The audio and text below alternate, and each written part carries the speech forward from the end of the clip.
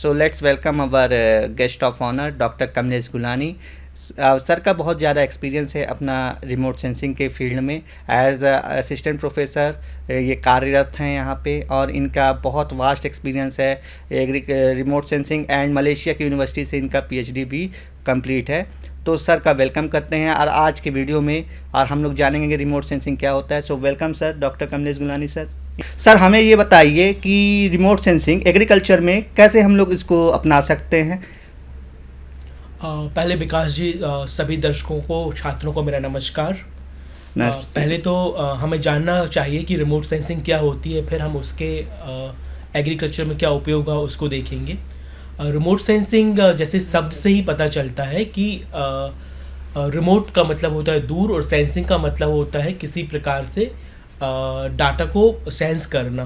तो इसका मतलब ये होता है कि विदाउट गोइंग और stepping into the field, getting the information from the field, and that information may be related to water, soil, crop. So all these the picture and overall it called as remote sensing. Sir next question जो है, जो sir बताइए, जिससे remote sensing होता है हमारे कृषि में जो होते हैं, उसमें हम लोग सुने हैं कि सैटेलाइट का भी उपयोग बहुत ज़्यादा होता है। तो सर उसी के संदर्भ में एक क्वेश्चन है हमारा कि सर ये बताइए सर, स्पेस सेंसिंग क्या होती है, कैसे हम लोग उसको एग्रीकल्चर में उपयोग कर सकते हैं, और हमारे छात्र भी जो हैं वो समझ पाएँ जो अपने देहात में रहते हैं, और उसको अपने गाँव में उपयोग में ला सकें। पहले तो हमें पता चल गया कि रिमोट सेंसिंग क्या है। अब हम सीधे एग्रीकल्चर में आते हैं।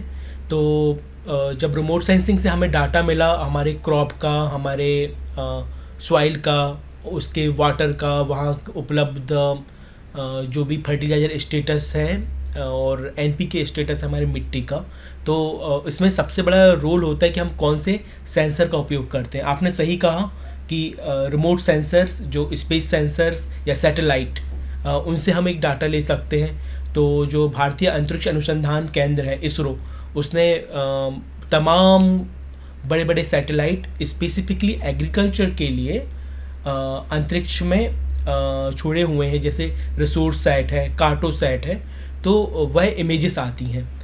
और फिर दूसरा इमेज हो सकता है हमारा, या फिर हम दूसरे ऐसे ग्राउंड सेंसर्स होते हैं जो मिनिएचर सेंसर होते हैं।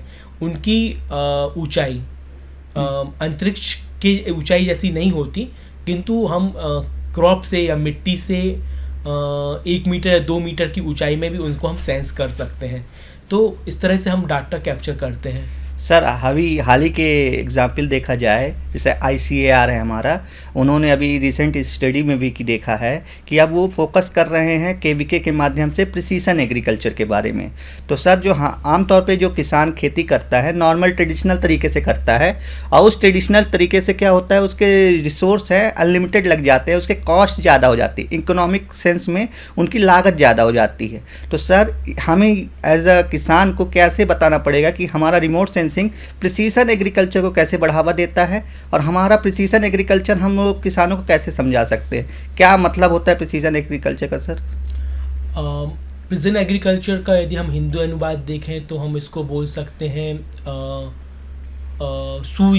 सुनियोजित कृषि। मीन्स ऐसी कृषि पद्धति जिसमें सारी चीज़ें, सारी बातें पहले से ही उसकी योजना बना ली गई है, जिसमें हमें किसी भी प्रकार का इनपुट व्यर्थ ना जाए। और इसमें ये भी ध्यान दिया जाता है कि किसान अपना समय भी बचा सकें। तो जो प्रिसीजन एग्रीकल्चर है उसको right place, right amount, right time, इन अवधारणाओं के साथ इसी परिकल्पना की गई थी। तो विदेशों में तो यह मैकेनाइज्ड एग्रीकल्चर के कारण प्रिसीजन एग्रीकल्चर काफ़ी बूम में है, और भारत के संदर्भ में प्रिसीजन एग्रीकल्चर हम लोग आगे धीरे धीरे बढ़ रहे हैं। किंतु इनपुट में बचत का जो कॉन्सेप्ट है वो हमारे इंडियन एग्रीकल्चर में भी रहा है।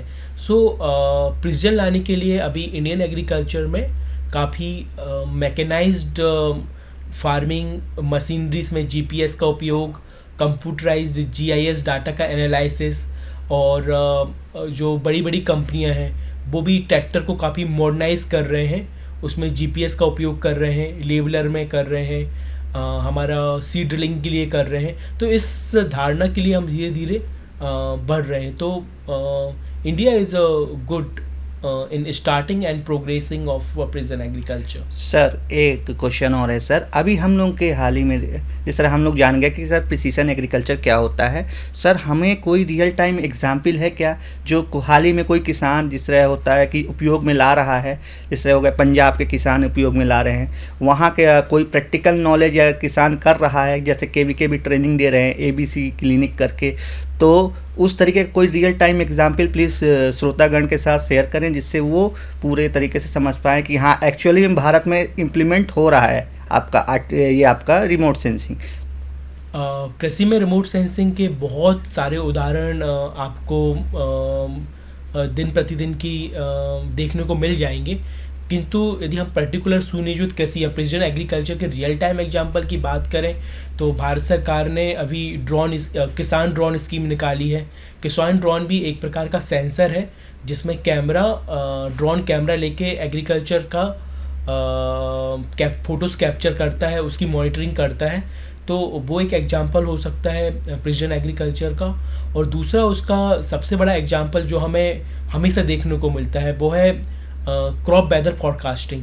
किस तरह से पूरे भारत भर का NDBI या रेनफॉल मैप तैयार किया जाता है भारत मौसम विज्ञान विभाग के द्वारा, और वह आपको दूसरे दिन या उसी समय ऐप के द्वारा या फिर रेडियो के द्वारा कृषि एडवाइजरी दे रहे हैं। तो ये दो रियल एग्जांपल हैं। फिर बाद में तो स्टार्टअप के द्वारा और बहुत सारी चीज़ें आ रही हैं। मोबाइल ऐप फ्रेंडली एग्रीकल्चर होने के कारण भी बहुत एप्लीकेशंस हैं। There are unlimited opportunities, just we need to think and go in that direction. Sir जैसे कि सर ने बताया हमें कि जो भी नई नई टेक्नोलॉजी आ रही है, जैसे GPS का उपयोग कर रहे हैं, और जैसे हम लोग रिमोट सेंसिंग का उपयोग करके, और कई सारे ऐप हैं जिसके माध्यम से आपके फसलों की रोगों की जानकारी ऐप के माध्यम से आपको मिल जाती है। और जैसे कि हम लोग मौसम का ज्ञान लेते हैं कि आज बारिश होगी कि नहीं होगी, तो GPS आपका बहुत उपयोगी है, रिमोट सेंसिंग आपका बहुत उपयोगी है। तो सर हमें जिस तरह हमको पता है कि अब किसान इसके तरफ मूव करेगा, हमारा भारतीय किसान, तो अब मेरे को ये बताइए, क्योंकि कई सारे चैलेंजेस होते हैं, कोई भी नई टेक्नोलॉजी यदि कोई इंसान उपयोग में लाता है तो उसके कुछ ना कुछ चैलेंजेस होते हैं, कैसे वो किसान अपने ऊपर उसको चैलेंजेस को ओवरकम करे, और क्या क्या चैलेंजेस आने वाले हैं जब भी किसान इसको उपयोग में लाएगा। मैंने पहले प्रश्न के उत्तर में 3 रिमोट सेंसिंग टेक्नोलॉजीज़ का जिक्र किया था, तो उनमें आने वाले हम चैलेंजेस के बारे में देखते हैं। पहले तो मैंने बताया था क्रॉप वेदर फॉरकास्टिंग के बारे में। तो इसमें तो कोई बहुत बड़ा चैलेंज नहीं है, सारी इन्फॉर्मेशन किसानों को रेडियो के द्वारा, टीवी के द्वारा या मोबाइल ऐप के द्वारा उनको आ रही है। चैलेंजेस ये हो सकता है कि क्या किसान ऐप को यूजर फ्रेंडली है या नहीं, और दूसरी बात क्या उन ऐप को उपयोग करने के लिए किसानों को या फिर वैज्ञानिकों के बीच में कोई बड़ा अंतर तो नहीं है। तो यदि कोई वो अंतर है तो उस अंतर को मिटाना बहुत ज़रूरी है। दूसरी बात हम लोग करते हैं ड्रोन के बारे में या ग्राउंड सेंसर्स के बारे में। तो अभी भी ग्राउंड सेंसर्स को हर खेतों तक पहुंचाना एक बहुत बड़ा लक्ष्य है। और उसके बाद फिर डाटा आपने तैयार कर लिया तो उस डाटा को एनालाइज कौन करेगा। तो इसके लिए बहुत ज़रूरी है कि जो एग्रीकल्चर ग्रेजुएट्स हैं, इंजीनियरिंग ग्रेजुएट्स हैं, इस पे फोकस करें।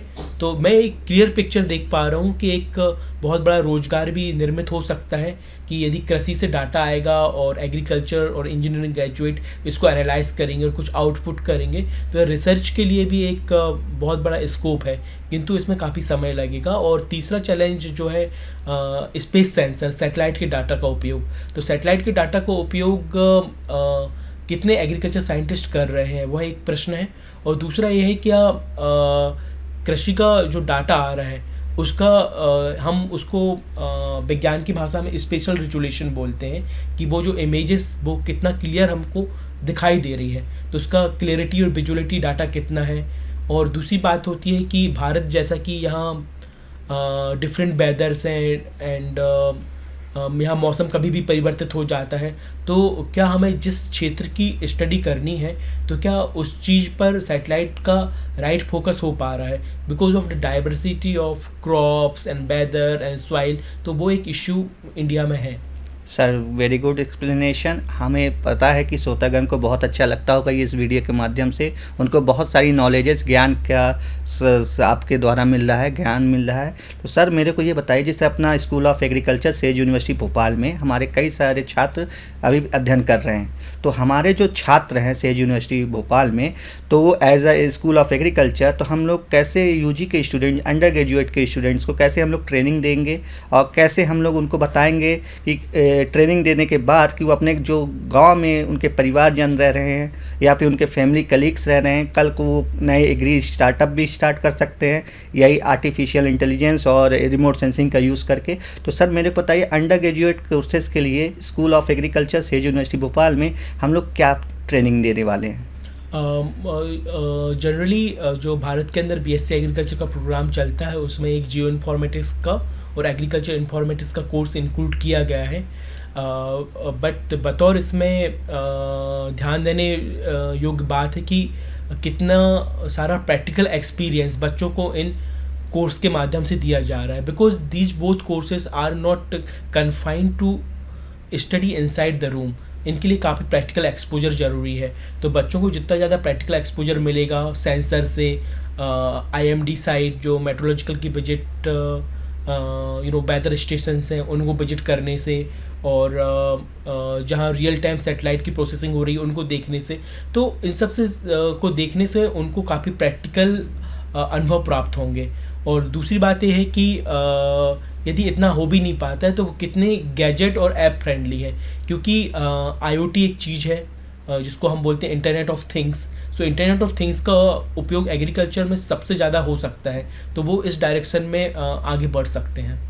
बिल्कुल सही बात है सर। जिस तरह हम लोग का पॉली हाउस सेटअप है स्कूल ऑफ एग्रीकल्चर का, वहाँ पे हम लोगों ने बहुत सारे रिमोट सेंसिंग के उपकरण लगा के रखे हैं, और हम लोग आने वाले टाइम में इजराइल टेक्निक से डेयरी का भी स्थापन करेंगे अपने स्कूल ऑफ एग्रीकल्चर में, जिससे छात्रों को पता चलेगा कि जिस तरह डेयरी सेक्टर में भी हम लोग रिमोट सेंसिंग, जिस तरह कोई भी जानवर जा रहा है, पशुधन जा रहा है, वो ऑटोमेटिक उनका मिल्किंग कर देता है और उनको कैसे नहला देता है, कैसे उनको काल्फ को रखा जाता है, और रिमोट सेंसिंग का यूज़ करके हम लोग पॉली हाउस के अंदर कैसे टेम्परेचर को मेंटेन करते हैं। ये सब हमारे छात्र अंडर ग्रेजुएट प्रोग्राम के तहत यहाँ school of agriculture says university Bhopal में सीखेगा। तो सर अब नेक्स्ट क्वेश्चन में बढ़ते हैं। सर हमें इसको ब्रॉडर सेंस में, अगर कोई इसको एज अ बिजनेस स्टार्ट करना चाहता है तो इसको हम लोग अपने छात्रों को कैसे स्कोप के रूप में छात्र हमारे देखें इसको, कि हम इसको जैसे आपका आर्टिफिशियल इंटेलिजेंस होगा, रिमोट सेंसिंग है, इसको यदि पढ़ता है छात्र यहाँ से और ज्ञान लेता है तो वो कल को कैसे स्टार्टअप लेगा, वो उसको एज ए अपॉर्चुनिटी कैसे ले सकता है, स्कोप कैसे ले सकता है कैरियर के लिए? यदि पर्टिकुलरली जियो इन्फॉर्मेटिक्स में वो जाना चाहता है तो उसके लिए प्योर जियो इन्फॉर्मेटिक्स में यदि वो एकेडमिक्स में जाए, रिसर्च में जाए तो कैरियर है, किंतु यदि डायरेक्ट फील्ड में जाकर विदाउट गैजेट्स यदि वो इन्वेंशन करना चाहे तो वो थोड़ा डिफ़िकल्ट होगा। तो मेरा सलाह यही है कि वह एक इंटीग्रेटेड अप्रोच में जाए, कि उसको नर्सरी में वो ये देखे कि कौन कौन सी ऐप से और किस आईओटी के माध्यम से वो एक नर्सरी डेवलप कर सकता है और उससे फ़ायदा लिया जा सकता है। और दूसरा ये हो सकता है कि जैसे आपने बात की कैटल ट्रैकिंग की या फिर एनिमल हस्बेंड्री में और कौन से गैजेट्स और ऐप्स और सेंसर यूज किए जा सकते हैं। तीसरा वो अपने फार्म को मैकेनाइज्ड फार्म बना सकता है, जो उनके यहाँ ट्रैक्टर है उसमें वो नए सेंसर्स यूज कर सकता है और सेंसर का डाटा वो जीआईएस के थ्रू मॉनिटर कर सकता है। बट ओवरऑल यहाँ स्कोप बहुत ज़्यादा है, इसमें छात्रों को बहुत ज़्यादा रुचि लेना पड़ेगा और दूसरा थोड़ा इंतज़ार भी करना पड़ेगा, क्योंकि सेंसिंग टेक्निक्स इमर्ज हो रही है और इमर्ज होने के साथ साथ वो इमर्जिंग पीरियड में भी काफ़ी कुछ अर्न कर सकता है, लेकिन उसको बूम अप होने में काफ़ी समय लगेगा। तो इंटीग्रेटेड अप्रोच छात्रों के लिए काफ़ी अच्छा है। आई होप व्यूअर्स आप लोगों को बहुत ज़्यादा ज्ञान का प्राप्ति हुई होगी इस वीडियो के माध्यम से, और कमलेश सर ने बहुत अच्छा से बताया कि हमें कैसे artificial intelligence and remote sensing का उपयोग करके अपने कृषि के क्षेत्र में इसको डबलिंग ऑफ फार्मर इनकम के रूप में यूज़ किया जा सकता है। So thank you so much Kamlesh Gunani sir coming in this video. Thank you so much sir, thank you.